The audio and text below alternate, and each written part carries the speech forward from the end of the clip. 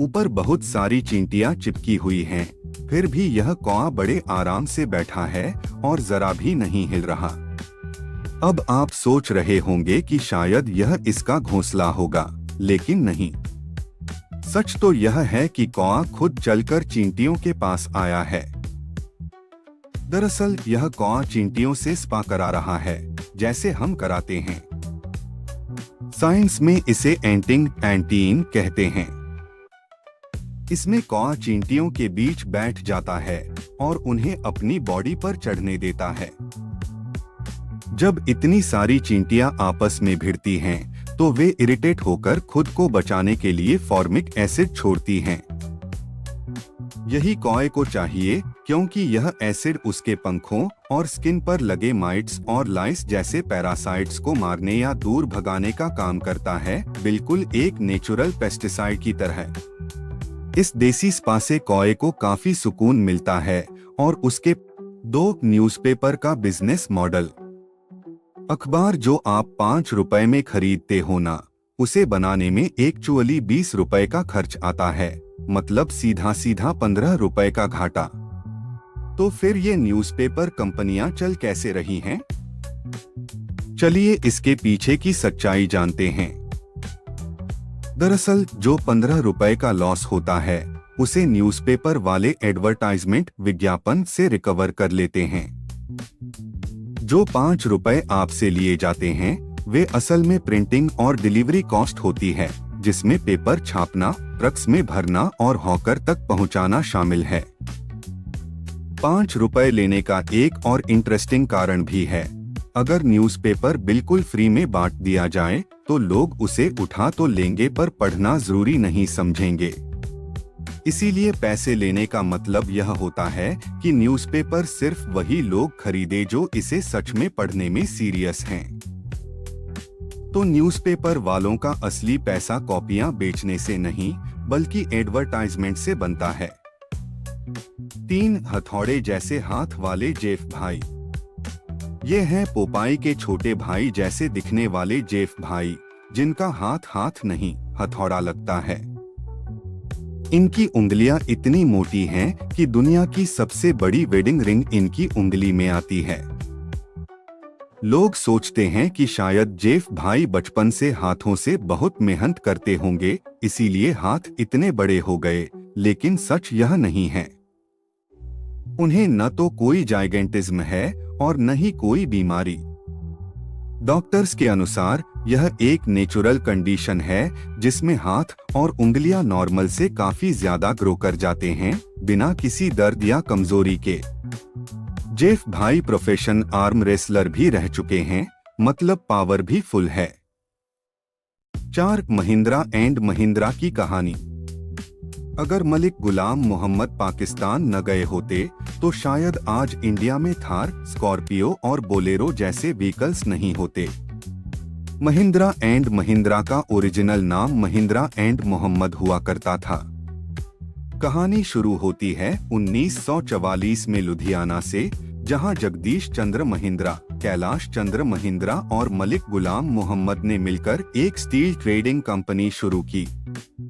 1947 से 48 में एक बड़ा ट्विस्ट आया। मलिक गुलाम मोहम्मद बिजनेस छोड़कर पाकिस्तान चले गए, जहां वे बाद में वहां के फाइनेंस मिनिस्टर बने। उनके जाने के बाद महिंद्रा भाइयों के पास लिमिटेड रिसोर्स और कंपनी के नाम का स्टैंप MM बचा था। नाम बदलना फाइनेंशियली मुमकिन नहीं था, इसलिए उन्होंने एक स्मार्ट डिसीजन लिया, MM वही रखा लेकिन फुल फॉर्म बदलकर महिंद्रा एंड महिंद्रा कर दिया। फिर उन्होंने विलीस ओवरलैंड से जीप मैन्युफैक्चरिंग का लाइसेंस लिया और आज यह इंडिया की सबसे बड़ी ऑटोमोबाइल कंपनियों में से एक है। 5 रेमोरा मछली सकरफिश। ये है रेमोरा उर्फ सकरफिश, जिसे चिपकने की बहुत गंदी आदत होती है, वो भी इस जूते जैसे सर से जो वैक्यूम कप की तरह काम करता है। इसीलिए यह मछली इंसान के मुंह से लेकर पैरों तक कहीं भी चिपक सकती है।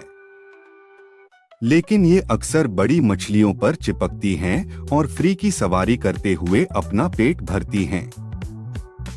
इससे बड़ी मछलियों को थोड़ी दिक्कत तो होती है, पर फायदा भी होता है। फायदा इसलिए क्योंकि ये चिपकू मछली उनकी स्किन से मरे हुए सेल्स, बैक्टीरिया और कीड़ों को खाकर उन्हें साफ कर देती है।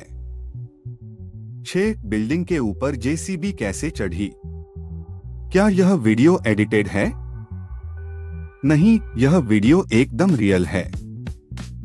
जिन एरियाज में आबादी ज्यादा होती है, वहां अगर किसी अवैध या पुरानी बिल्डिंग को गिराना हो तो उसे ऊपर से ही तोड़ा जाता है।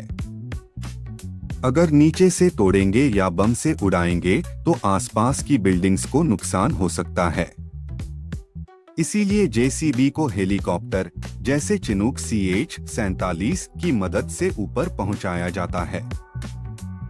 अगर ज्यादा भारी लगे तो जेसीबी के पार्ट्स को अलग अलग करके ऊपर पहुंचाया जाता है और फिर असेंबल किया जाता है।